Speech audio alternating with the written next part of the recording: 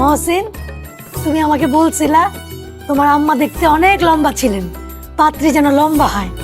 তুমি বলছিলা তোমার বোনের গায়ের রং শ্যামলা ছিল, পাত্রীর গায়ের রং যেন শ্যামলা হয়। তাকাই দেখো, পাত্রের শিরিন যেমন শ্যামলা তেমনই লম্বা। এখন বলো, তোমার কি পাত্রের শিরিনকে পছন্দ হয়েছে? জি, পছন্দ হয়েছে। আলহামদুলিল্লাহ।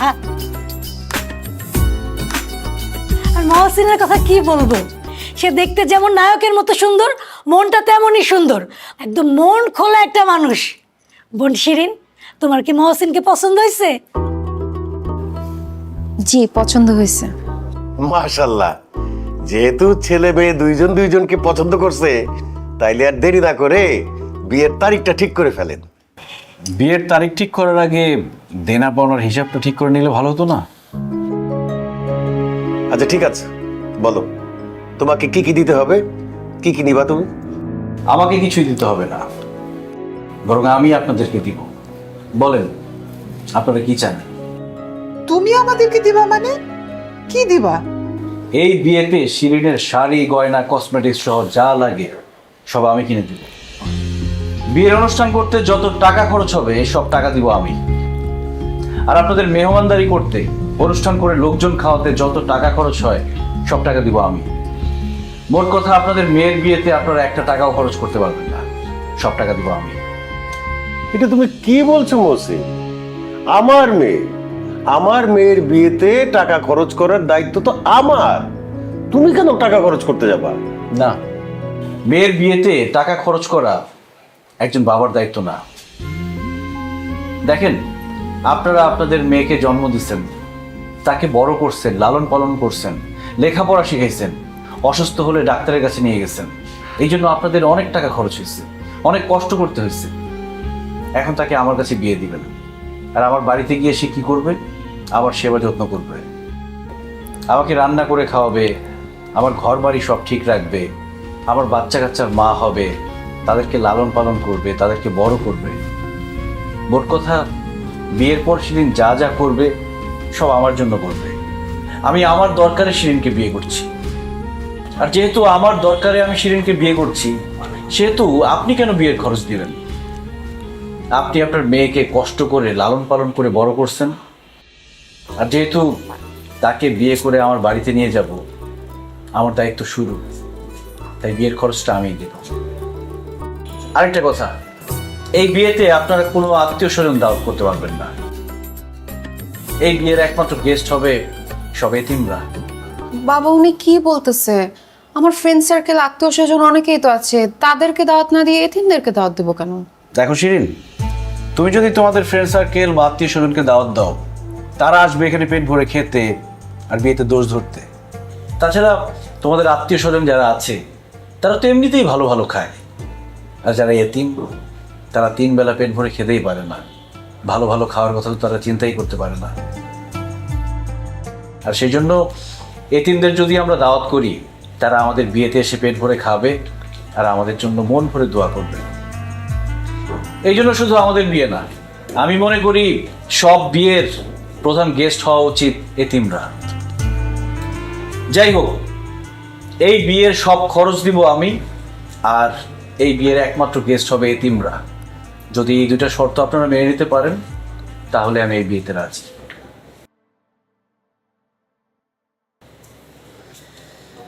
বুঝতে পেরেছি, আমার শর্তে আপনারা রাজি না। ঘটক আপা, চলেন। আরে না না, তোমার কোথাও যাইতে হবে না। আমি বুঝতে পারছি তুমি অত্যন্ত ভালো ছেলে, তোমার সব শর্তে আমি রাজি। তোমার কাছেই আমার মেয়ের বিয়ে দিব। কি বাসার চাচা, বলছিলাম না মহসিনের মন খোলা, এবার প্রমাণ পাইলেন তো?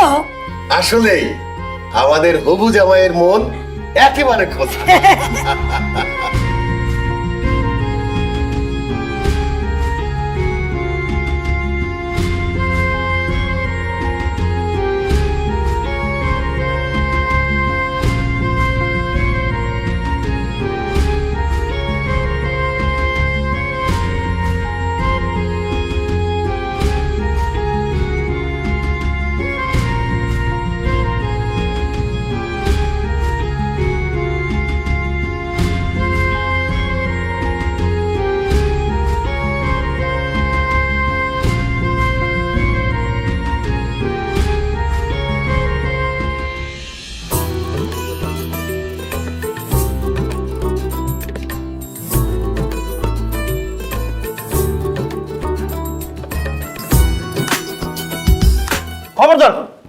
তুমি আমাকে টাচ করবে না।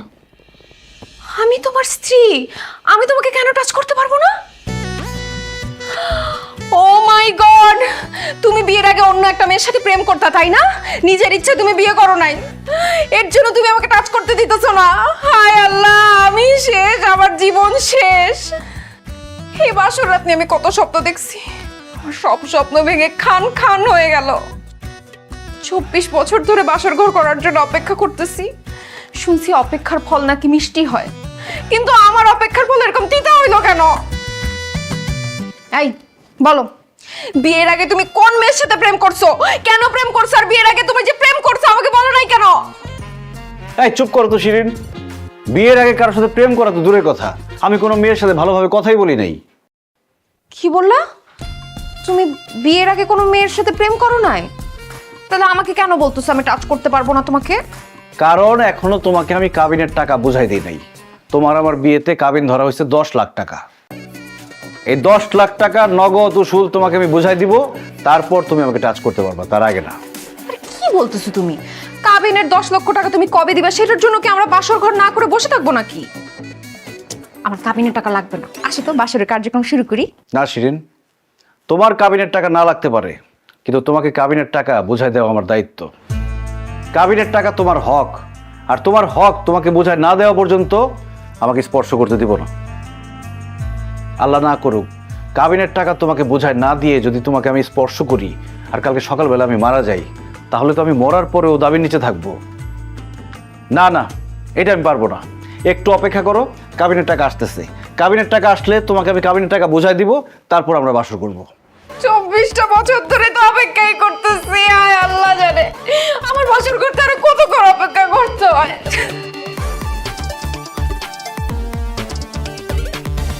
মহসিন ভাই, আরে দরজা খোলা আছে, তাড়াতাড়ি আয়।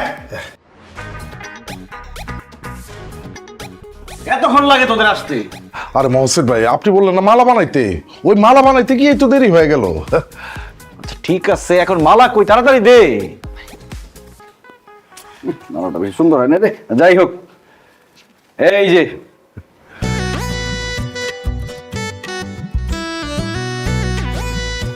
এইবার তুমি আমাকে টাচ করতে পারো। শুধু টাচ না, চাইলে আমার উপর ঝাঁপাইও করতে পারো। কেমনে? তোমার তারাই আছে, যা। ঠিক আছে ভাই, আসি। Best of luck. বলছে না কেন?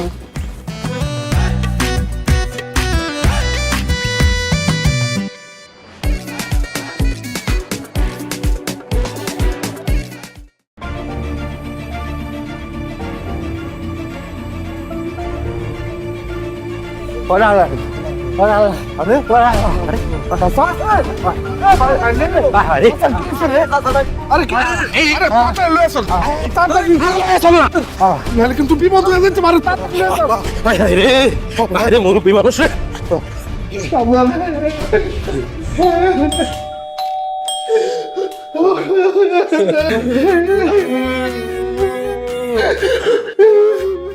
আরে আপনারা থামেন, এরকম কাঁদতেছেন কেন? আপনারা খারাপ।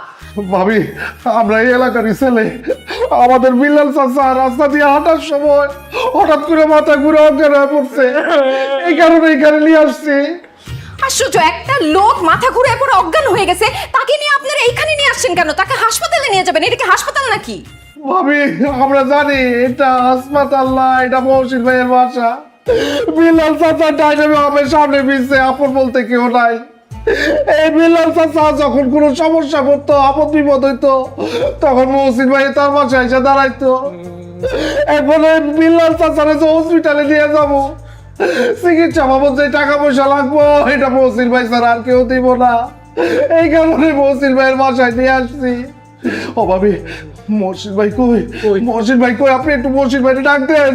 ও মহসিন ভাই, মহসিন ভাই, মহসিন ভাই, মহসিন ভাই। কি হয়েছে? কি রে, বিলাল চাচার কি হয়েছে? মহসিন ভাই, সর্বনাশ হয়ে গেছে। বিল্লাল চাচা অজ্ঞান হয়ে পড়ছে, তার অবস্থা বেশি ভালো না। কি? বিলাল চাচা ওখানে কি হয়েছে? বিলাল চাচা, আরে আমার বিলাল চাচা কি হয়েছে? আল্লাহ! এদিকে আসো, কি হয়েছে কি? তুমি এইভাবে কান্নাকাটি করতেছো, মনে হচ্ছে সে তোমার বাপ লাগে। আরে সে আমার বাবা না লাগলেও আমার বাবার মতো, আমাকে যেখানে দেখতো সেখানে বলতো, মহসিন বাবা কেমন আছো? সেলিম তোরা দাঁড়ায় আছিস কেন? বিলাল চাচাকে নিয়ে হাসপাতালে যা। ভাই চাচারে যে হাসপাতাল লইয়া যাবো, আমার কাছে তো কোনো টাকা পয়সা নাই। হায় হায়, আমার কাছে তো ক্যাশ টাকা নাই। কি? আচ্ছা ঠিক আছে, এই আংটিটা নিয়ে যা, আংটিটা বিক্রি করে বিলাল চাচার চিকিৎসা কর। এই কি করতেছো তুমি? আংটি দিচ্ছ কেন? তুমি কি ভুলে গেছো এটা আমাদের বিয়ের আংটি? ভুলে যাবো কেন? আমি জানি এটা আমাদের বিয়ের আংটি। আমার বাবা তোমাকে বিয়েতে এটা উপহার দিছে, এটা আমাদের বিয়ের স্মৃতি। আরে রাখো স্মৃতি, আংটি গেলে আংটি পাবো, বিল্লাল চাচার জীবন চলে গেলে আমরা কি বিল্লাল চাচাকে জীবনে পাবো? বিল্লাল চাচার জীবন বাঁচাইতে আমি শুধু আংটি কেন, আমার নিজের জীবন পর্যন্ত দিতে পারি। খবরদার মহসিন, আমি তোমাকে সাফ বলে দিচ্ছি, আমার বাবা তোমাকে যে আংটি দিছে তুমি এই আংটি তাদেরকে দিতে পারবে না, এভাবে দান করতে পারবে না। দরকার হলে ব্যাংক থেকে টাকা উঠে দাও, তাও এই স্বর্ণ দিতে পারবে সেদিন না। আজকে যে শুক্রবার, তুমি ভুলে গেছো ব্যাংক বন্ধ? তার মধ্যে বুথ এত দূরে, আমি যদি টাকা তুলতে যাই বুথে আমার চাচা মারাই যাবে। সেলিম তুই আর দেরি করিস না, আংটিটা নিয়ে হসপিটালে যা, আমি বুথ থেকে টাকা তুলে নিয়ে আসতেছি, তাদের যা। আল্লাহ আল্লাহ আল্লাহ, আমার বিল্লাল চাচাকে আল্লাহ বাঁচালে আল্লাহ। এই, তুমি আমাদের বিয়ের আংটিটা দিয়ে দিলা? তুমি কি পাগল? আমি পাগল না শিরিন, আমি মানবতার ফেরিওয়ালা। তোমার ব্যাংকের কার্ড কোথায়? Oh my God!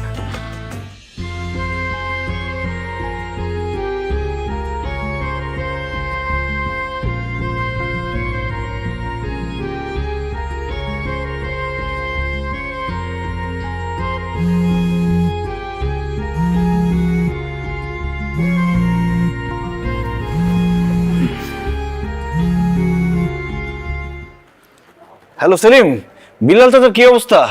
মহসিন ভাই, বিল্লাল চাচার অবস্থা ভালো না, ডাক্তার বলতেছে রক্ত লাগবে। আরে বেটা, রক্ত লাগলে কোনো সমস্যা নাই, যত ব্যাগ রক্ত লাগে আমি দিব, তারপরে বিল্লাল চাচাকে বাঁচাইতে হবে। আমি জানতাম মহসিন ভাই আপনি রক্ত দিবেন, এই কারণেই তো এত রাতের বেলা আপনারে কল দিচ্ছি। আচ্ছা ভাইজান, আপনার কি রক্তের গ্রুপ এ পজিটিভ? না, আমার রক্তের গ্রুপ তো এ পজিটিভ না, আমার রক্তের গ্রুপ বি পজিটিভ। হায় হায় রে, তাহলে তো ভাই আপনি রক্ত দিতে পারবেন না। বিল্লাল চাচার রক্তের গ্রুপ তো এ পজিটিভ, এ পজিটিভ রক্ত লাগবো। এটা তো একটা সমস্যা হয়ে গেল। আচ্ছা তুই ফোন রাখ, আমি দেখি ম্যানেজ করতে পারি কিনা। ঠিক আছে ভাই, আপনি একটু দেখেন, রক্ত ম্যানেজ হলে আমার একটু জানায়েন। শিরিন, এই শিরিন, এই তোমার রক্তের গ্রুপ কি? হ্যাঁ, রক্তের গ্রুপ কি তোমার? তুমি এইভাবে টাকাটাকি করতেছো কেন? আরে রক্তের গ্রুপ কি সেটা বলো। এখন মাত্র ভোর রাত, এত আগে আমাকে উঠাইছো কেন? সকালবেলা জিজ্ঞেস করতে রক্তের গ্রুপ কি? আরে বাবারে, সকালবেলা জানা গেলে তো হইতোই, এখন রক্ত লাগবে জন্য এখন জিজ্ঞেস করতেছি। তোমার রক্তের গ্রুপ কি সেটা বলো। আমার রক্তের গ্রুপ এ পজিটিভ হয়েছে, এখন ঘুমাইতে দাও। কি বললা? এ পজিটিভ? শুকুর আলহামদুলিল্লাহ, তাড়াতাড়ি উঠো, চলো হসপিটালে চলো, রক্ত দিতে হবে। হাসপাতালে যাবো মানে? এই ভোর রাত্রে আমি হাসপাতালে যাবো কেন? আরে আজকে বিল্লাল চাচারে হসপিটালে নিয়ে গেল না, ডাক্তার বলছে বিল্লাল চাচারে বাঁচাইতে হলে এ পজিটিভ রক্ত লাগবে। তোমার রক্তের গ্রুপ যেহেতু এ পজিটিভ, তুমি রক্ত দিয়ে বিল্লাল চাচাকে বাঁচাবা, চলো। ও লাগো, এসব কি বলো? না না না, আমি রক্ত দিতে পারবো না। কেন? আমি রক্ত দিলে আমার শরীর থেকে রক্ত কমে যাবে না, তারপর আমি দুর্বল হয়ে যাবো, আমি অসুস্থ হয়ে যাবো। আরে তুমি দুর্বল হবা না, একজন সুস্থ স্বাভাবিক মানুষ বছরে 3 বার রক্ত দিতে পারে, আর তার জীবদ্দশায় কমপক্ষে 120 বার রক্ত দিলে তার কোনো সমস্যা হয় না। তুমি তো সারা জীবন একবার রক্ত দাও নাই, তোমার রক্ত দিলে কিছুই হবে না।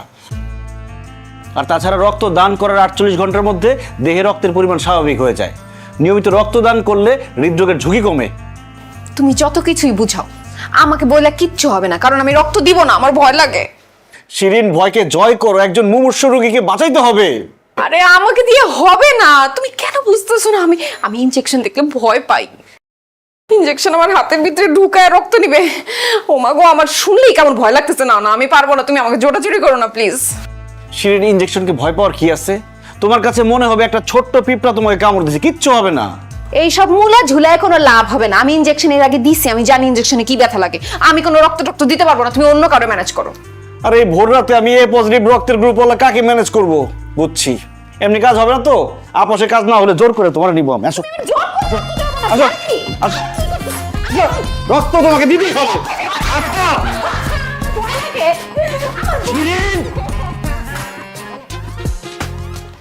আল্লাহ, তোমার কাছে লাখো লাখো শুকরিয়া, তুমি বিল্লাল চাচারে সুস্থ করে দিছো। কি ব্যাপার শিরিন, তুমি একজন মানুষের রক্ত দিছো, রক্ত দিয়ে জীবন বাঁচাইছো, খুশিতে তোমার নাচার কথা, তুমি এরকম কাঁদতেছো কেন? কানবো না তো কি করবো? ইনজেকশন হাতের মধ্যে ঢুকায় কতগুলো রক্ত নিয়ে গেল। এখন আমার শরীরটা কেমন লাগতেছে, মাথা বনবন করতেছে, আমি হাত চালাতে নাড়াইতে পারতেছি না। চাপো মামা যান।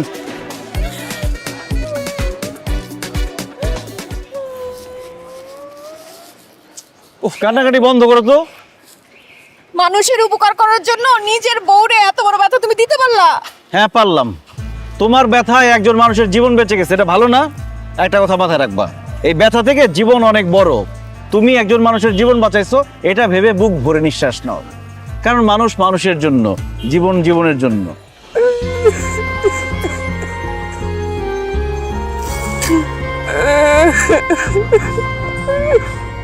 আমার তো মনে হয় জীবনের প্রথম তুমি কোনো ভালো কাজ করলে। এই এই বাবা, দাঁড়ান তো, দাঁড়ান দাঁড়ান দাঁড়ান। ছেলেটা কাঁদতেছে কেন? এই কি হয়েছে, তুমি কাঁদতেছো কেন? কি নাম তোমার? আমার নাম সাব্বির। তো তুমি এরকম রাস্তায় বসে কাঁদতেছো কেন, কি হয়েছে? সামনে আমার মেট্রিক পরীক্ষা, আজকে ফর্ম ফিলাপের লাস্ট ডেট। এখনো ফর্ম ফিলাপের টাকা জোগাড় করতে পারি নাই। আমার মনে হয় পরীক্ষা দিতে পারবো না। আরে কান্নাকাটি বন্ধ করো। টাকার জোগাড় হয় নাই কেন? তোমার আব্বা আম্মাকে বলো নাই টাকার কথা? এই চলো। আমার বাবা নাই, মা আছে, মানুষের বাসায় বাসায় কাজ করে। যে বাসায় কাজ করে সে বাসায় এখনো বেতন দেয় নাই। সে কারণে আমার মা আমারে ফর্ম ফিলাপের টাকা দিতে পারে নাই। আমার মনে হয় আমি ফর্ম ফিলাপ করতে পারবো না। আরে আচ্ছা, তোমার ফর্ম ফিল আপ করতে কত টাকা লাগবে? 14,500 টাকার মতো। 14,500 না? কি করতেছো? আমার কাছে তো 5,000 টাকার বেশি নাই। শিরিন, তোমার কাছে না টাকা আছে? ব্যাগে দেখলাম 10,000 টাকা দাও তো। এক্সকিউজ মি, আমি অনলাইনে শাড়ি অর্ডার করছি, আজকে ডেলিভারি হবে। 10,000 টাকা আমি আলাদা করে শাড়ির জন্য রাখছি। তোমার আমি এই টাকা দিব কেন? আরে শোনো নাই, সাব্বির টাকার জন্য ফর্ম ফিল আপ করতে পারতেছে না। তোমার টাকাটা দাও, ওকে দিয়ে দিও, ফর্ম ফিল আপ করুক। আমি কেন ওকে টাকা দিব? ও কি আমার ভাই লাগে নাকি আত্মীয় স্বজন লাগে? তুমি এদেরকে চিনো? এরা রাস্তাঘাটে এসে এইসব নাটক করে, এগুলা স্ক্যাম। আমি এদের খুব ভালো মতো চিনি, তুমি চিনো না? এই খবরদার, একদম ফালতু কথা বলবা না। সাব্বিরকে দেখে কি মনে হয় যে ও নাটক করতেছে? ওর চোখের পানি দেখলে কি মনে হয় যে ও নাটক করতেছে? ছেলেটা সারা জীবন কত কষ্ট করে লেখাপড়া করছে, মেট্রিক পরীক্ষা দিবে, সুন্দর ভবিষ্যৎ গড়বে, কত স্বপ্ন দেখছে। আর এখন যদি সামান্য কিছু টাকার জন্য মেট্রিক পরীক্ষা দিতে না পারে, ওর মনটা ভেঙে যাবে না? ও পড়াশোনা ছেড়ে দিবে, ওর ভবিষ্যৎটা নষ্ট হয়ে যাবে। সামান্য কিছু টাকার জন্য একটা ছেলের শখ, আশা, ভবিষ্যৎ এগুলো আমি নষ্ট হতে দিব না। তুমি অনলাইনে ড্রেস অর্ডার করছো, সেটা আজকে না কিনলে আরেকদিন কিনতে পারবা, কিন্তু আজকে যদি ফর্ম ফিল আপ না করতে পারে, ওর জীবন থেকে একটা বছর নষ্ট হয়ে যাবে। তুমি বুঝতে পারতেছো? প্লিজ তুমি আমাকে টাকাটা দাও, আমি সাব্বিরকে দিয়ে দিই। আমি বাসায় গিয়ে তোমাকে সব টাকা ফেরত দিয়ে দিব। থাক, তোমার আর কোনো টাকা ফেরত দিতে হবে না। আমার টাকার পিছনে পড়ছো না? নিজের জন্য কোনো কিছু রাখবে না, সবারই সব দিয়ে দিবা না। নাও দাও, সবারই বিলায় দাও। হ্যাঁ সাব্বির, এখানে 15,000 টাকা আছে, আশা করি তোমার ফর্ম ফিল আপ হয়ে যাবে। আপনি আমার অনেক ভালো উপকার করছেন। আপনার উপকার আমি জীবনে বলুন না, আমি আপনার সার্টিফিকেট হয়ে থাকবো ভাই। যাও যাও যাও, তাড়াতাড়ি স্কুলে যাও, ফর্ম ফিল আপ করতে হবে, ভাই, দেরি হয়ে যাবে। আপনার নাম্বার আর ঠিকানা দেন, আমি যখন লেখাপড়া কইরা বড় অফিসার হবো তখন সব টাকা আমি আপনাকে দিয়ে দেবো। আমার টাকা আমাকে ফেরত দিতে হবে না। তুমি পরীক্ষা দাও, পরীক্ষা দিয়ে ভালো রেজাল্ট করবা, রেজাল্ট করার পরে সেই রেজাল্টের খবর নিয়ে আসবা, মিষ্টি নিয়ে আসবা সাথে। আমার নাম হচ্ছে মহসিন, এই এলাকায় থাকি, ঠিক আছে? ঠিক আছে ভাই। এখন তাড়াতাড়ি যাও, ফর্ম ফিল আপ করো, যাও।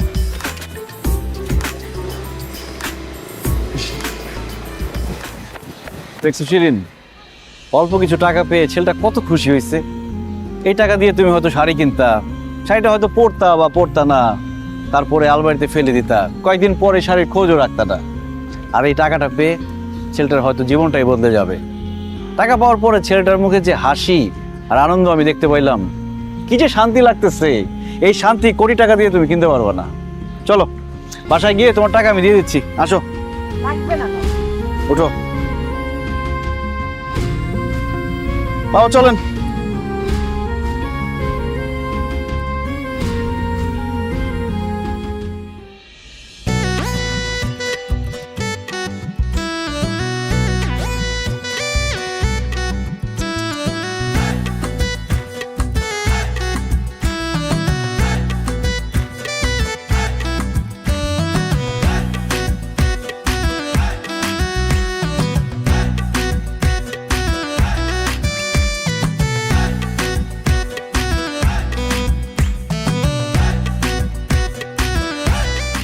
জামাই, আমার মেয়ে তোমার সাথে কি নিয়ে ঝগড়া করছে একবার খালি বলো, মাইরে আর হাড্ডি গুড্ডি গুঁড়া করে দিব। আব্বা, আপনার মেয়ে আমার সাথে কোনো কিছু নিয়ে ঝগড়া করে নাই। কি বলো জামাই, তোমার সাথে ওর ঝগড়াঝাটি হয় নাই? তাহলে যে তুমি এত তাড়াতাড়ি ফোন করে আসতে বললা, ঝগড়া যদি না থাকে তাহলে কি আমার মেয়ে অসুস্থ? না মা, আমি অসুস্থ না। আমাকে ঠিকঠাক মতো দেখো, আমি একদম সুস্থ আছি। তাই তো, আসলেই তো, তোরা তো দেখে মনে হইতেছে তুই একদম ফিট আছিস, কোনো অসুখ নাই। জামাই, কথা বলো না কেন? তাহলে তুমি আমাদেরকে এত তাড়াতাড়ি কেন আসতে বলছো? আপনাদেরকে তাড়াতাড়ি আসতে বলছি কারণ আব্বা আম্মা আপনাদের দুজনের জন্যই সারপ্রাইজ আছে। তাই নাকি? কি সারপ্রাইজ জামাই? আপনারা একটু সরে আসেন, দেখাচ্ছি।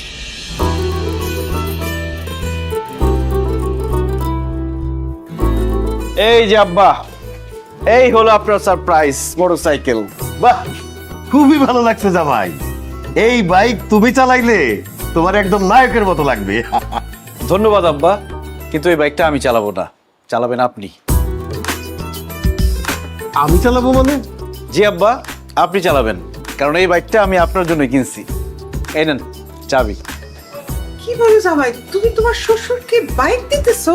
জি আম্মা জান, আপনার জন্য সারপ্রাইজ আছে। শিরিন, আমার গিফটটা নিয়ে আসো। বিয়ের সময় তো তাড়াহুড়ার মধ্যে আপনাদের কিছু দিতে পারি নাই, তাই আব্বার জন্য বাইক আর আপনার জন্য এই মোবাইলটা। এই যে মোবাইল।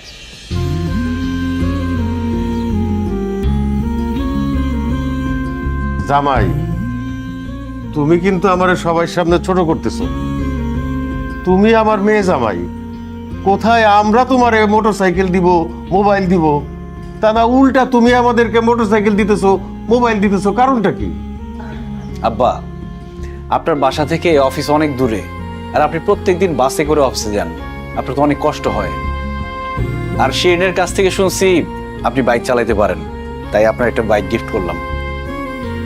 এখন থেকে কষ্ট করে বাসে আর অফিসে যাইতে হবে না, এখন থেকে অফিসে যাবেন বাইকে করে।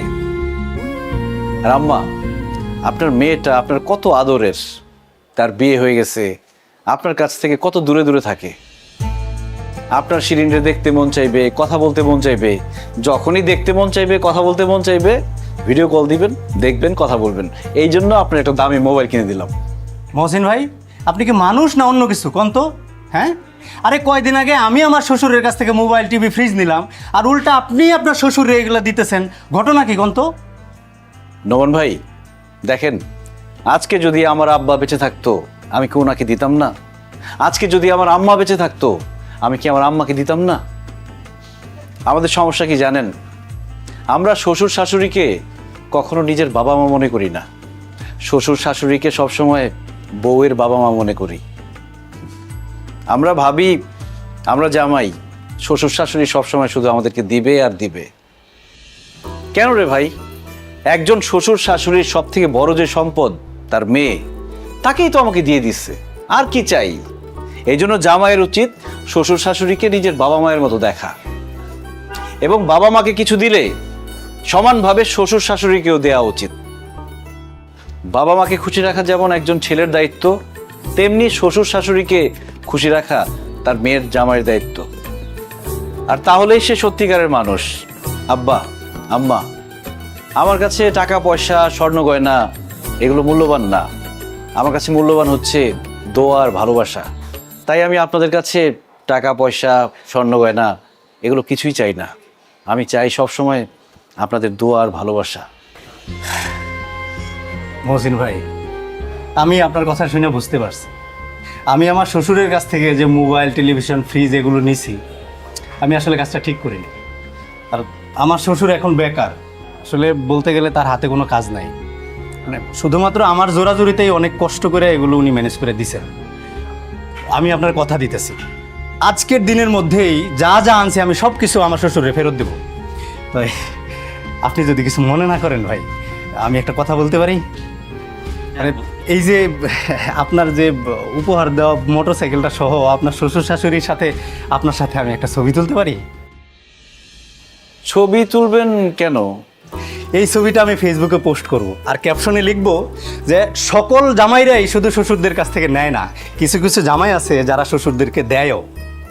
আমার এই পোস্ট দেখে যেসব জামাইরা শ্বশুরদের কাছ থেকে শুধু নেয়, তারা একটু হলেও বুঝবে যে তারা এই কাজটা ঠিক করছে না। ঠিক আছে তোলেন। জি আব্বা আসেন, আম্মা আসেন, আর আপনিও আসেন, সেলফি তোলেন।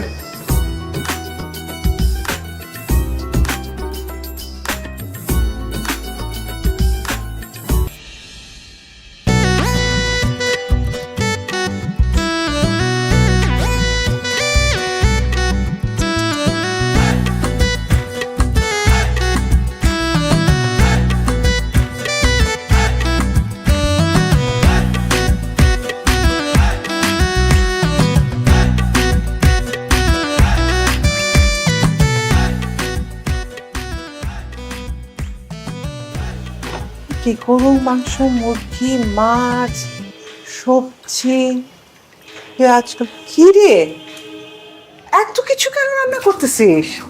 কেন রান্না করব? তোমাদের জন্য রান্না করতেছি, তোমার জন্য আর বাবার জন্য। কি বলিস এসব? এত খাবার আমরা খেতে পারবো? তুই জানিস না তোর বাবা আর আমার দুজনেরই ডায়াবেটিস? এত কিছু খাওয়া তো নিষেধ। সে কথা আমিও তোমাদের জামাইকে বলছি, কিন্তু সে তো নাছোড়বান্দা। সে বলছে একদিন খেলে কিচ্ছু হবে না, তোমাদের জন্য মিষ্টি, পান, রসগোল্লা অনেক কিছু আনতেছে, এগুলো তোমাদের খাওয়াবে। জামাইটা খুবই ভালো, খোলা মনের মানুষ। এরকম মানুষ এই যুগে পাওয়া কঠিন, বুঝলি? হ্যাঁ, এরকম মানুষ আমার মনে হয় না এই দুনিয়ায় আরেকটা আছে। যেইভাবে সে মানুষের উপকার করা শুরু করছে, আমার তো মনে হয় বাড়ি ঘর সবকিছু মানুষের দিয়ে আমাদের বলবে চলো আমরা গাছতলায় গিয়ে থাকি। হ্যাঁ, তুই চুপ কর তো, কি বলিস এসব? আমি তোকে হেল্প করি, দাঁড়া। না না না না না না, প্রশ্নই ওঠে না। তুমি এগুলো কোনো কিছু ধরবা না। সে যদি এসে দেখে তুমি রান্না বান্না করতেছো, আমাকে হেল্প করতেছো, তাইলে আমাকে জানে মাইরা ফেলবে। সে স্ট্রিক্টলি বলে দিয়ে গেছে, বাবা মা যে কদিন আমাদের বাড়িতে আছে সে কয়দিন তারা খাবে আর ঘুমাবে। জামাইটা যে কি বলে না, সারাদিন খেলে আর ঘুমালে তো অসুস্থ হয়ে যাব। মন খোলা জামাই দেখে বিয়ে দিছো না, এখন অসুস্থ হলে আমার কি? দেখো মা, আমাকে আমার কাজ করতে দাও। তুমি রান্নাঘরে আসছো, এটা দেখলে আরেক বিপদ হবে। তুমি যাও তো এখান থেকে, যাও। ঠিক আছে, আমার হেল্প লাগলে বলিস।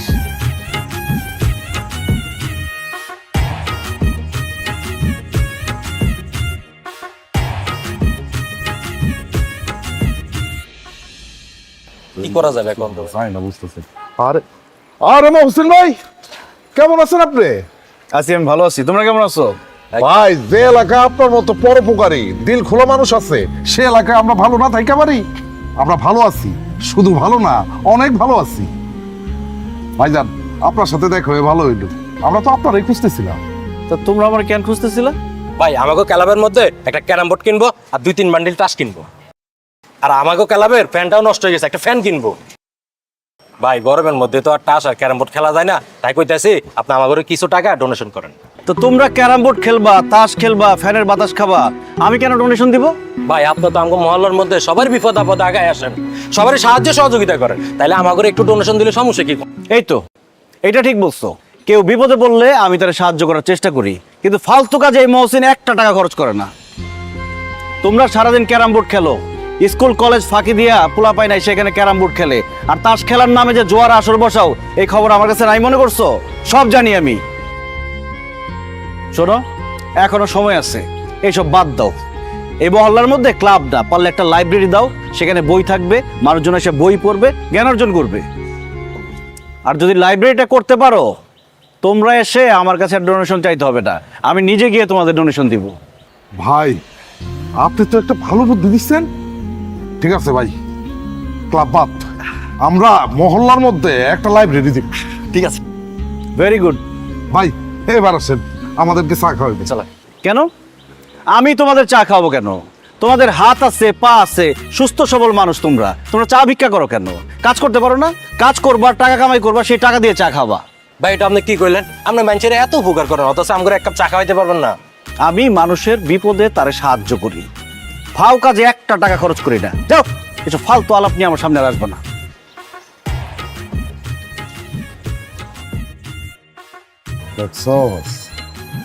মহসিন ভাই হলো আসলে সলিড। বিপদে পড়লে মানুষের উপকার করে, কিন্তু ফালতু কাজে একটা টাকাও খরচ করে। আমরা তো ভাবতেছিলাম এমনিতে উনি 2 হাতে টাকা উঠায়, কিন্তু কাজে ছাড়া বেকাজে কোনো টাকা খরচ করে। ক্লিক সিলিং ফ্যান, বিভিন্ন মডেলের কত ডিজাইন। এতে আছে ইউনিক ডিজাইনের অ্যালুমিনিয়াম ব্লেড, তাই বাতাস ছড়ায় প্রতিটি কোণায়। ক্লিক ফ্যান, প্রশান্তির হাওয়া ছড়িয়ে যাবে সবখানে।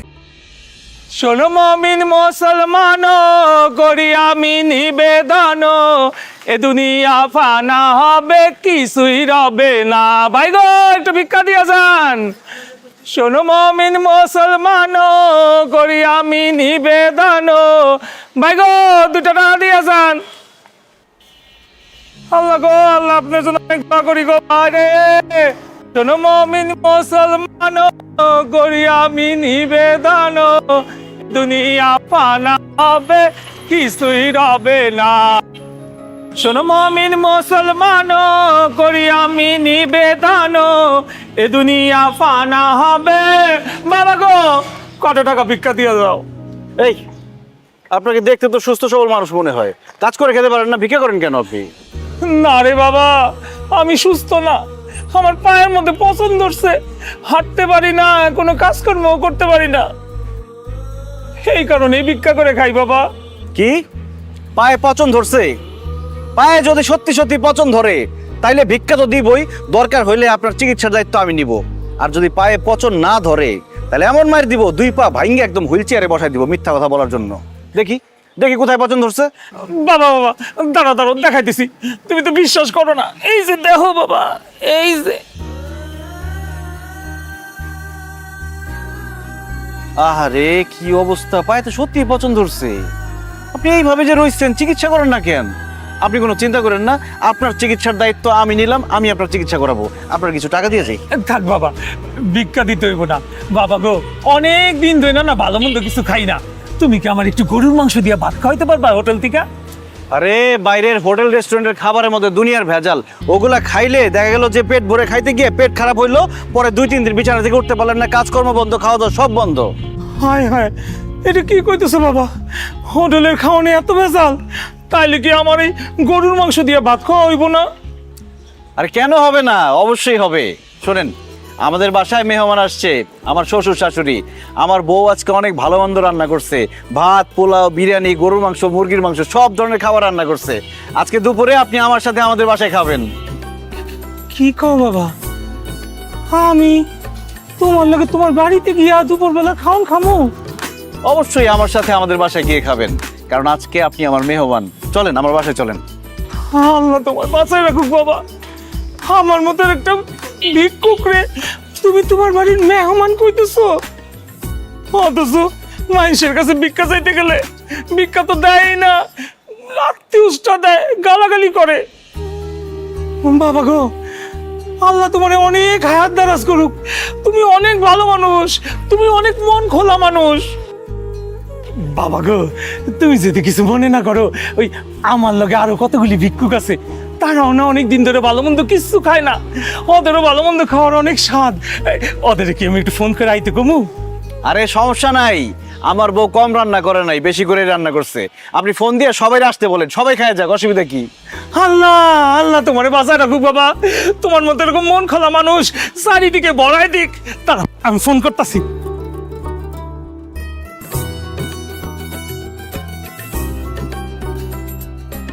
হ্যালো, ও জামাল, আরে একটা মন খোলা বাপজানের সাথে দেখা হয়েছে, খুবই ভালো মনের মানুষ। আমগর আজকে দুপুরবেলা হ্যাঁ নিজের বাড়িতে নিয়ে খাওয়াইবো। তোরা সব কটা মিলে আয়া পড়। কি কইলি? আলেয়ার মা?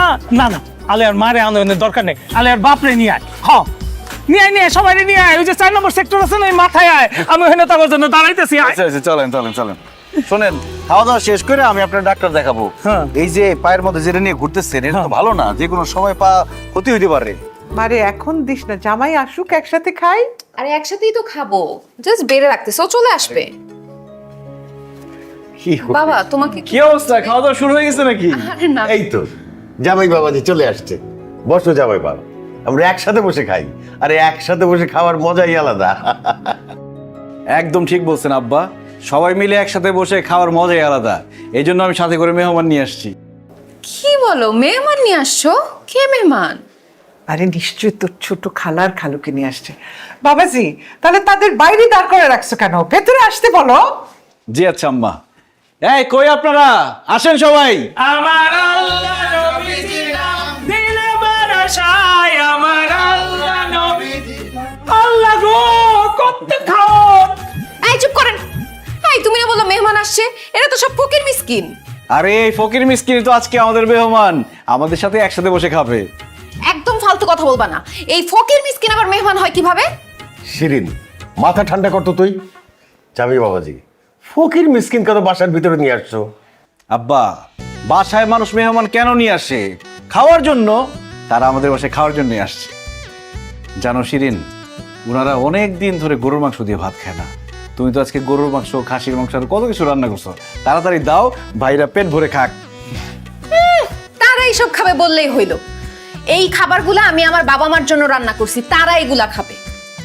এইসব ফকির মিসকিনকে আমি এত কষ্ট করে রান্না করা খাওয়া খাইতে পারবো না। এই আপনারা বেরোন তো বেরোন।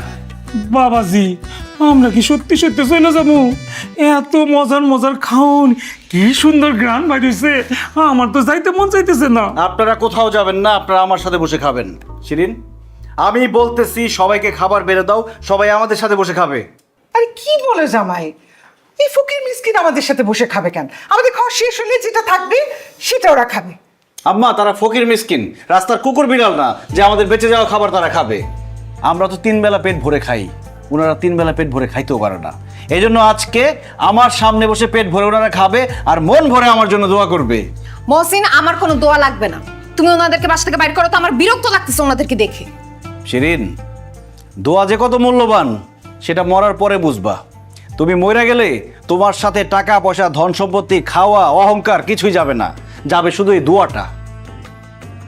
সেই জন্য তোমার দোয়া নাও লাগতে পারে, কিন্তু আমার দোয়া লাগবে। ভাইরা, আপনারা হাতটা ধুয়ে আসেন, সুন্দর করে আমার সাথে বসে খাবেন। জামাই বাবাজি, এইবার কিন্তু তুমি বাড়াবাড়ি করতেছো।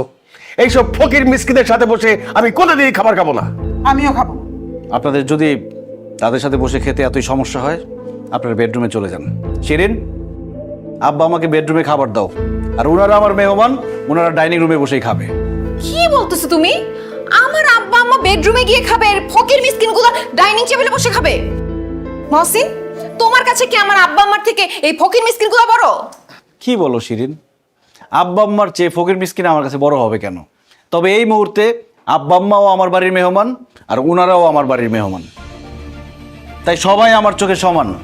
আর আমি মহসিন বেঁচে থাকতে এই ফকির ভাইরা পেট ভরে খাইতে পারবে না, এটা হইতে পারবে না। বুঝতে পারছি ভাইরা আমার, আপনাদেরকে কেউ খাবার দিবে না, নিজেদের খাবার নিজেদের নিতে হবে। পছন্দ মতো খান। নেন।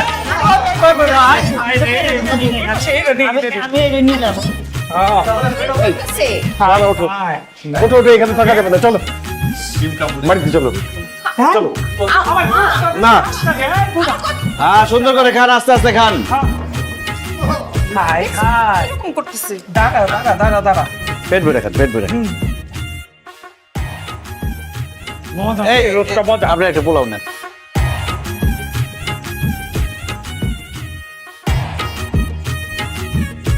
এই ডিম না, সব আইটেমই মজা হয়েছে। আমার বউর হাতের রান্না খুবই মজা। বাবাজি, এত বড় রোস্ট কোনোদিন পাই নাই।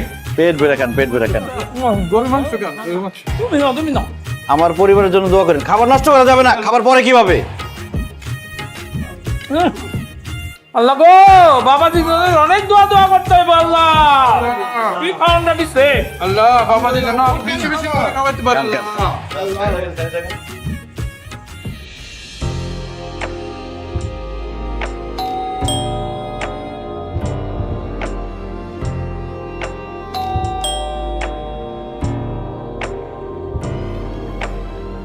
আরে হারুন চাচা, আসসালামু আলাইকুম। ওয়ালাইকুম আসসালাম। বাবা মহসিন, কেমন আছো তুমি? আলহামদুলিল্লাহ ভালো আছি। তো চাচা হঠাৎ কি মনে করে আমার বাসায়? আসেন, ভিতরে আসেন। না না, আজকে যাব না। আমি আসছি তোমার একটু দাওয়াত দেওয়ার জন্য। দাওয়াত দিতে? কিসের দাওয়াত চাচা? আমার ছোট মেয়ে শিউলি, ওই যে অসুস্থ হয়ে হাসপাতালে ভর্তি হয়েছিল, তুমি যে ডাক্তারের সব খরচ দিচ্ছিলা, রক্ত দিয়ে তুমি ওর জীবন বাঁচাইছিলা, ওর কথা কি তোমার মনে আছে? হ্যাঁ হ্যাঁ, মনে আছে। শিউলি এখন কেমন আছে চাচা? খুব ভালো আছে বাবা। ওর বিয়ে ঠিক করছি আগামী শুক্রবার। তুমি হলো ওই বিয়েতে আমার প্রধান মেহমান। তুমি আর বৌমা অবশ্যই আসবা। নসিবে থাকলে 4টা ডাইল ভাত খাইবা, আমার মায়ের একটু দোয়া করে যাবা। চাচা কি যে বলেন না, শিউলির বিয়ে আর আমি আসবো না? আমি অবশ্যই আসবো। না না মহসিন, তুমি একা এলে কিন্তু হইব না, বৌমারের সাথে করে নিয়ে আইবা। ঠিক আছে চাচা, আপনার বৌমাকে সাথে করে নিয়ে আসবো। বাইরে দাঁড়িয়ে আছেন কেন? আসেন, ভিতরে আসেন। না না বাবাজি, এখন আর ভিতরে যাবো না, আর কয়েকজনের দাওয়াত দিতে হবো তো, আমি এখন যাই। ঠিক আছে, আসসালামু আলাইকুম। ওয়ালাইকুম আসসালাম।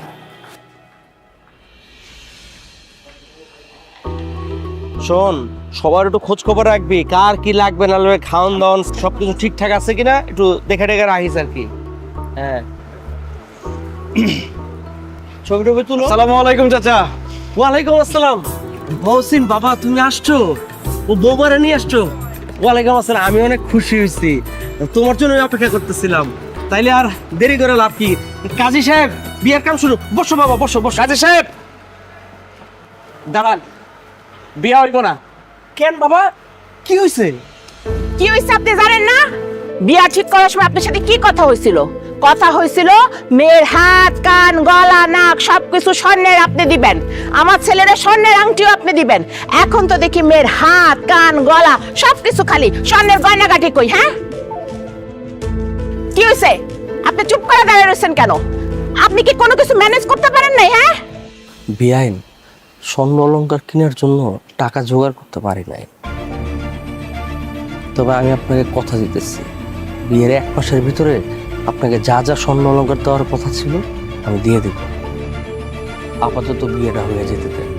এই সমস্ত কথা কয়ে এখন লাভ নাই, এই সমস্ত কথাই চিরা বিছবো না। আমি ভালো করে জানি কোনো মতে বিয়েটা হয়ে গেলে আপনি স্বর্ণ অলংকার তো দূরের কথা, একটা নতুন শাড়িও দিতে পারবেন না। শোনেন, আমি সাফ কইয়া দিতেছি, আমার মা যা যা কইছে এই স্বর্ণ অলংকার দিবেন, তারপরে বিয়ে হইব, নাইলে এই বিয়ে আমি করুম না। আচ্ছা ভাই, আপনি আমার একটা কথা বলেন তো, আপনি কি স্বর্ণ অলংকার বিয়ে করতে আসছেন নাকি শিউলিকে বিয়ে করতে আসছেন? কেন, শিউলিরে বিয়ে করতে আইছি? যেহেতু শিউলিকে বিয়ে করতে আসছেন, শিউলিকে বিয়ে করেন। হারুন চাচা তো বললো সে 1 মাসের মধ্যে সবকিছু ব্যবস্থা করার চেষ্টা করবে।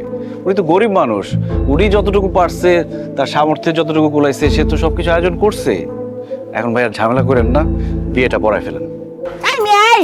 আপনি মাঝখানে নাক গলাইতেছেন কেন?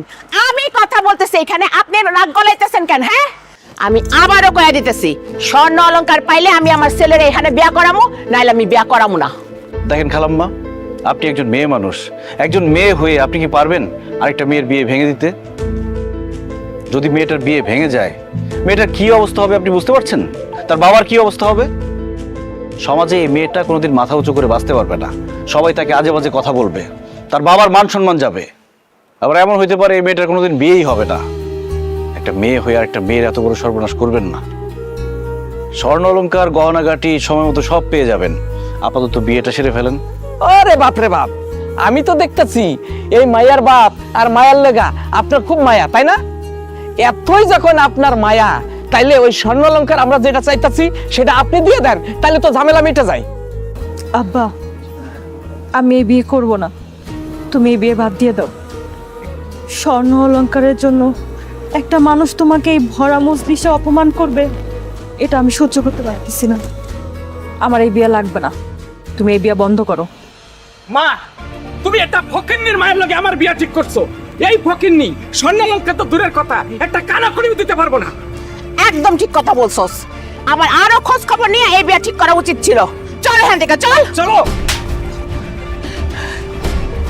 সামান্য স্বর্ণের জন্য তুই বিয়ে ভেঙে চলে যাবি, একটা মেয়ের জীবন নষ্ট করবি? তুই তো মানুষ না, তুই একটা পশু। এই, তুই মারা গেলে স্বর্ণ গয়না কি তোর সাথে যাবে? এই স্বর্ণ গয়না নিয়ে কি তুই কবরে যাবি? আমি তোরে স্বর্ণ গয়না সব দিতেছি, তারপর তুই বিয়ে না করে এখান থেকে যেতে পারবি না। শিরিন, তোমার স্বর্ণ গয়না সব খুলে দাও তো। কি বলতেছো? আমার স্বর্ণ গয়না খুলে দিব কেন? তোমার এই গায়ের গয়নাগুলো আমি ফকিনের বাচ্চারে দিব, কারণ এই ফকিনের বাচ্চায় গয়না ছাড়া বিয়ে করবে না। আমি মহসিন বাইচা থাকতে আমার সামনে গয়নাগাটির জন্য একটা মেয়ের বিয়ে ভেঙে যাবে, এটা আমি হইতে দিব না। দাও তোমার গয়নাগাটি খুলে দাও। অসম্ভব, আমার গয়নাগাটি আমি খুলে দিতে পারবো না। একদম ফালতু কথা বলবো না, যেটা করতে বলছি সেটা করো, তাহলে খুব খারাপ হবে কিন্তু।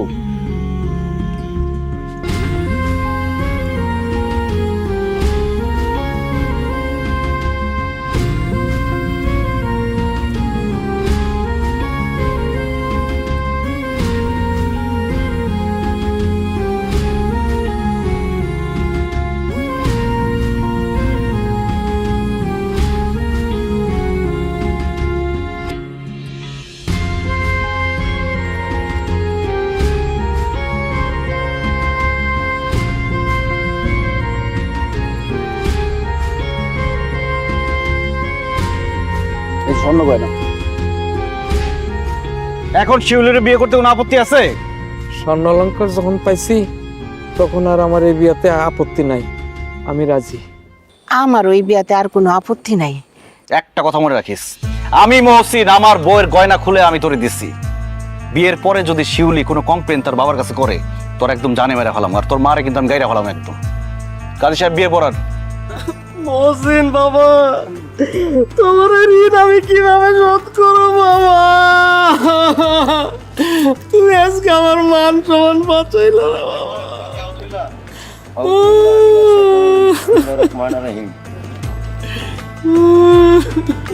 বলো বাবা, কবুল। কবুল।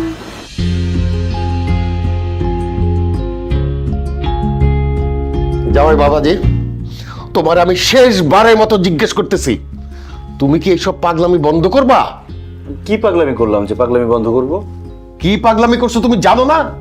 হ্যাঁ, মানুষের প্রতি তোমার এত দয়া কেন? তুমি তো পারলে তোমার বাড়ি ঘর সবকিছু মানুষকে দিয়ে দাও। তোমার বউ আবার মেয়ে, তার গায়ের থেকে গহনা খুলে তুমি আরেকজনকে দিয়ে দিছো। কিন্তু সুস্থ মানুষ এগুলো করতে পারে? আব্বা, গহনাগুলো না দিলে মেয়েটার বিয়ে ভেঙে যেত, মেয়েটার জীবনে একটা কলঙ্ক লাগতো, তার সারাটা জীবন নষ্ট হয়ে যেত। মেয়েটার বাবার মান সম্মান যাইতো, দুঃখ কষ্টে মেয়েটার বাবা মারা যেতে পারতো, এমনকি মেয়েটা আত্মহত্যাও করতে পারতো। আমার কিছু গহনা দেওয়াতে মেয়েটার বিয়ে হয়েছে, মেয়েটার বাবার মান সম্মান পাচ্ছে, মেয়েটা একটা সংসার পাইছে। আপনার তো আমাকে ধন্যবাদ দেওয়ার কথা, তা না বলে উল্টা আপনি বলতেছেন আমি পাগলামি করতেছি। অবশ্যই তুমি পাগলামি করতেছো, তুমি একটা আস্ত পাগল। কি বললো শিরিন? আমি পাগল? হ্যাঁ, অবশ্যই পাগল। কারণ তুমি পাগল না হইলে ঘরের মধ্যে ফকির মিসকিন ডাইকা নিয়ে আসতা না। তুমি যদি পাগল না হইতা তাহলে নিজের বউয়ের রক্ত আরেকজনকে দান করাইতা না। তুমি যদি পাগল না হইতা আমার গয়নাগাটি সবকিছু খুলে আরেকজনকে দিয়ে দিতা না। আমার প্রতি তোমার কোনো মায়া ভালোবাসা নাই, তোমার সব মায়া ভালোবাসা হচ্ছে বাইরের মানুষের প্রতি। অনেক হয়েছে, আর না। তোমার আমি সাফ সাফ আজকে বলে দিতেছি, আজকের পর থেকে তুমি পরিবারের মানুষ ছাড়া অন্য কারো প্রতি দয়া দেখাইতে পারবা না। অন্য কারো মানুষকে উপকার করতে পারবা না, অন্য কারো বিপদ আসলে ওখানে ছুটেও যাইতে পারবা না। নিজেকে নিয়ে থাকবা, নিজের বউ নিয়ে থাকবা, নিজের পরিবার নিয়ে থাকবা। আমার মেয়ে ঠিক কথাই বলছে। বিয়ে শাদির আগে যা করছো করছো, এখন বিয়ে করছো, তোমার বউ আছে, সংসার আছে। বউয়ের কথা ভাববা, সংসারের কথা ভাববা, অন্যের চিন্তা বাদ দাও। আমাকে মাফ করবেন আম্মা, মানুষের চিন্তা আমি বাদ দিতে পারবো না। আমি যতদিন বেঁচে আছি আমার সাধ্যমতো মানুষকে সাহায্য করবই, কারো বিপদ দেখলে আমি এগিয়ে যাবই। তাহলে তুমিও কান খুলে শুনে রাখো, আমি তোমার সাথে সংসার করব না। ঠিক আছে, তোমার যা খুশি তুমি তাই করো, কিন্তু মানুষের বিপদে এই মহসিন এগিয়ে যাবেই। ঠিক আছে, তাহলে তুমি মানুষকে নিয়েই থাকো। আমার মেয়েকে তোমার কি দরকার? আমার মেয়ে ঠিকই বলছে, তুমি আসলেই একটা পাগল, আর একটা পাগলের সাথে আমার মেয়ে সংসার করুক সেইটা আমি চাই না। তুমি এখন থেকে মানুষকে নিয়েই থাকো, তোমার বউয়ের দরকার নাই। আমি এই মুহূর্তে আমার মেয়েকে সাথে করে নিয়ে যাব। মাসিরিন, আয় চল আমাদের সাথে, আয়।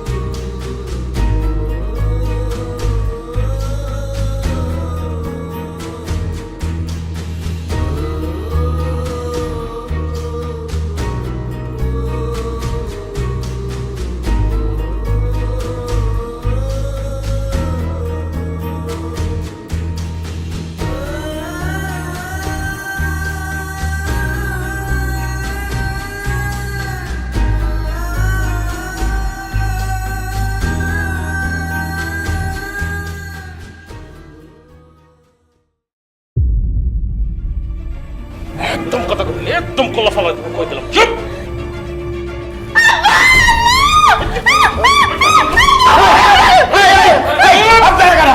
আমার বাড়িতে কেন হচ্ছেন? আমরা ঢাকায় খবরদার একটা কথা কবি না, কথা কইলে একদম জানে বেরালাম।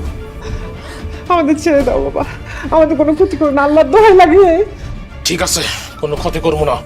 বাসার আলমারির চাবি দেন, তাড়াতাড়ি দেন। টাকা পয়সা স্বর্ণ গয়না সব লয় আমরা যামগা। আপনাকে কোনো ক্ষতি করবো না, চাবি দেন। বাবা রে, আমার শাশুড়ি আমার গয়নাগুলো দিছে, ওইগুলা নিও না বাবা, আল্লাহর দোহাই লাগে, ওইগুলা নিও না। একদম চুপ কর, যা কইছি তাড়াতাড়ি কর। আলমারির চাবি যদি না দেস তোদের ঘাট থাকবে, এমন কোপ দিমু কল্লা থাকবে না। চাবি দিয়ে দাও, চাবি দিয়ে দাও, চাবি দিয়ে দাও।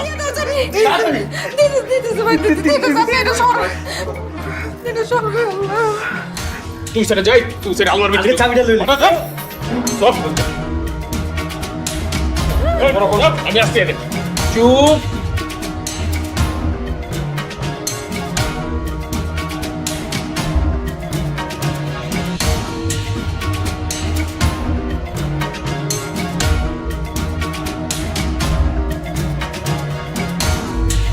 তাড়াতাড়ি কর, তাড়াতাড়ি কর।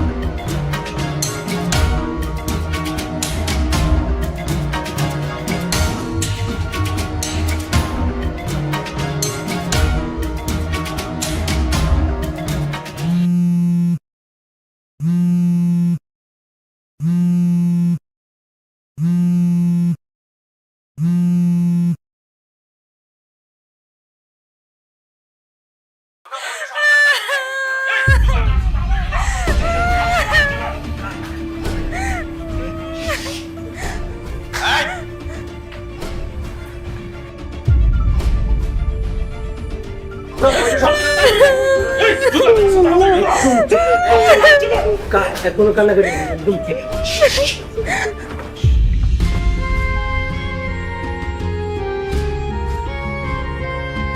বাবা বলছেন দেখো বাড়িতে টাকায় পড়ছে, আমাদেরকে বাঁচাও বাবা, বাঁচাও। এই, তুই একলা এসে জগরে বাঁচাইতে, তোরে বাঁচাইবো কেন? হ্যাঁ, আমি একলা আসি নাই। একলা আসনি কাটে লিস।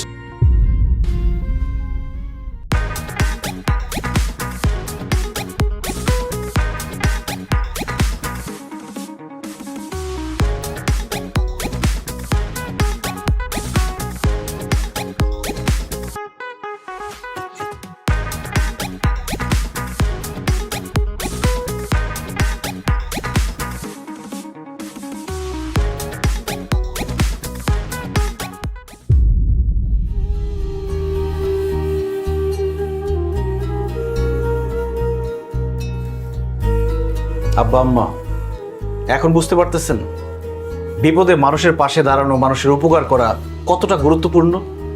আজকে যদি এই মানুষগুলো আপনাদের বিপদে আপনাদের পাশে এসে না দাঁড়াইতো, তাহলে ডাকাতেরা সারা জীবন আপনি যে কষ্ট করে উপার্জন করছেন, যা আয় করছেন, সব কিছু নিয়ে যেত। এমনকি যাওয়ার আগে আপনাদের তিনজনকে এখানে মেরে ফেলতে পারত। শুধু এই মানুষগুলো আপনাদের পাশে এসে দাঁড়াইছে বলে আপনারা প্রাণে বেঁচে গেছেন। আপনাদের অর্থ সম্পদ সহি সালামতে আছে। শিরিন, তুমি আমাকে বলছিলে আমি নাকি পাগল, এই জন্য আমি মানুষের বিপদে ঝাঁপায় পড়ি, তাদের উপকার করি। আমি পাগল না শিরিন, আমি সুস্থ স্বাভাবিক মানুষ। আমি কেন মানুষের উপকার করি জানো? আমার বাবা মা খুব গরিব ছিল, কোনোদিন আমাকে 2 বেলা পেট ভরে খাওয়াইতে পারে নাই। আমার একটা বোন ছিল, টাকার অভাবে ভালো পাত্রের কাছে আমার বোনের বিয়ে দিতে পারে নাই, এই জন্য একটা নেশাখোরের কাছে বিয়ে দিছিল। সে নেশাখোরটা টাকার জন্য আমার বোনকে অত্যাচার করতে করতে মেরে ফেলছে। আমার বড় বোন মারা যাওয়ার পর আমার বাবা মা যখন তার লাশটা দেখলো, তারপর আমার বাবা মা অসুস্থ হয়ে যায়। আমি তাদের কোনো চিকিৎসা করাইতে পারি নাই, খাবারের ব্যবস্থা করতে পারি নাই। টাকার অভাবে আমার চোখের সামনে আমার বাবা মা ধুকে ধুকে বিনা চিকিৎসায় মারা গেছে। সেদিন আমার বাবা মায়ের লাশের সামনে দাঁড়ায় আমি মনে মনে প্রতিজ্ঞা করি, আমার যদি কখনো টাকা হয়, আমার চোখের সামনে বিনা চিকিৎসায় আমি কাউকে মরে যেতে দিব না। কোনো মানুষকে আমি না খেয়ে থাকতে দিব না। কোনো বোনকে টাকার জন্য তার বিয়ে ভাঙতে দিব না। যেখানে যার বিপদ দেখব, সেখানে তার পাশে গিয়ে দাঁড়াবো। শিরিন, তুমি শুধু একা ভালো থাকলে চলবে না, তোমার আশেপাশের মানুষগুলো ভালো আছে কিনা সেটাও দেখতে হবে। তুমি শুধু একা পেট ভরে খেলে চলবে না, তোমার আশেপাশের মানুষগুলো দুমুঠো খেতে পারছে কিনা সেটাও দেখতে হবে। আমাদের সমাজের বড় লোকরা যদি গরিবদের পাশে গিয়ে দাঁড়াতো, তাদের দুমুঠো খাবারের ব্যবস্থা করে দিত, তাহলে এই সমাজে এই দেশের কোনো মানুষের দুঃখ কষ্ট থাকতো না, কোনো অভাব থাকতো না। না খেয়ে একটা মানুষও মারা যেত না, বিনা চিকিৎসায় কেউ মারা যেত না। দেশের মধ্যে চুরি, ডাকাতি, ছিনতাইকারী সহ সব ধরনের অপরাধ কমে যেত। কারণ মানুষ জন্ম থেকে চোর, ডাকাত, ছিনতাইকারী হয়ে জন্মায় না। তার অভাব, তার পরিস্থিতি তাকে চোর বানায়, ডাকাত বানায়। আব্বা, আজকে যে আপনার বাসায় ডাকাতি করতে আসছিল, আপনার কি মনে হয় তারা সবাই ডাকাত? তারা ডাকাত না, তারা অভাবী, তারা বেকার, তারা কোনো কাজকর্ম পায় না, তারা পেটের দায়ে ডাকাতি করতে আসছিল। তাদের সন্তানের মুখে 2 বেলা খাবার তুলে দেওয়ার জন্য ডাকাতি করতে আসছিল। অথচ যাদের টাকা আছে, তারা যদি এই মানুষদের খোঁজ নিত, তাদের কাজের ব্যবস্থা করে দিত, এরা কিন্তু ডাকাতি করতে আসতো না। আব্বা, মানুষের উপকার করে যে শান্তি পাওয়া যায়, মানুষের বিপদে পাশে দাঁড়িয়ে যে শান্তি পাওয়া যায়, কোটি টাকা খরচ করেও সে শান্তি আপনি কখনোই পাবেন না। তাই আমি যতদিন বেঁচে আছি মানুষের বিপদে পাশে দাঁড়াবো, মানুষের উপকার করব। আর তাতে যদি তুমি আমার সংসার না করো, আমার কোনো দুঃখ নেই, কোনো আক্ষেপও নেই। আপনারা চলেন। দাঁড়াও, আমি আজকে বুঝতে পারতেছি তুমি কত বড় মনের একজন মানুষ। এরকম একটা মানুষকে আমি আমার জীবনে পেয়ে নিজেকে অনেক ধন্য মনে হচ্ছে। তোমার মতো স্বামী পাওয়া একজন নারীর জন্য অনেক গর্বের। তুমি যেভাবে মানুষের উপকার করতেছো, সেইভাবে সারা জীবন মানুষের বিপদে তাদের পাশে গিয়ে দাঁড়াবা। আমি তোমাকে আর বাধা দেব না, আর আমি তোমার পাশে আছি। আজকের পর থেকে তোমার সাথে আমিও মানুষের বিপদে গিয়ে দাঁড়াবো, তাদের উপকার করার চেষ্টা করব। আমাকে তুমি মাফ করে দাও। আমি তোমার এই হাতটা ধরে সারাটা জীবন তোমার সাথে বাঁচতে চাই। জামাই বাবাজি, তুমি আমারও চোখ খুলে দিছো। এখন থেকে আমি তোমার সাথে সারা জীবন মানুষের বিপদে আপদে পাশে থাকার চেষ্টা করব। আমার সাধ্য অনুযায়ী মানুষের উপকার করার চেষ্টা করব। আমি তোমার কথা দিতেছি। ধন্যবাদ আব্বা। বাবা, আমার অনেক বড় ভুল হয়ে গেছে। আমি না বুঝে তোমার অনেক খারাপ খারাপ কথা বলছি। আমারে মাফ করে দিও। তুমি এত মহৎ কাজ করতেছো, তুমি মহান একজন মানুষ, এটা আমি আগে বুঝতে পারিনি। আম্মা, আপনাদের কারোর প্রতি আমার কোনো রাগ অভিমান নাই। তবে যদি পারেন, যার যার জায়গা থেকে সবাই মানুষের উপকার করবেন। একটা কথা কি, click backup LED light load shedding এ দেয় 3 ঘন্টার ব্যাকআপ, কারণ এতে আছে 2000 milliampere battery. Click backup light, লাইটের ব্যাকআপ, লাইফের ব্যাকআপ। একা ভালো থাকার মধ্যে, সুখে থাকার মধ্যে কোনো বাহাদুরি নেই, বরং সবাই মিলে ভালো থাকাই আসল সুখ। এই জন্যই তো কবি বলেছেন, সকলের তরে সকলে আমরা,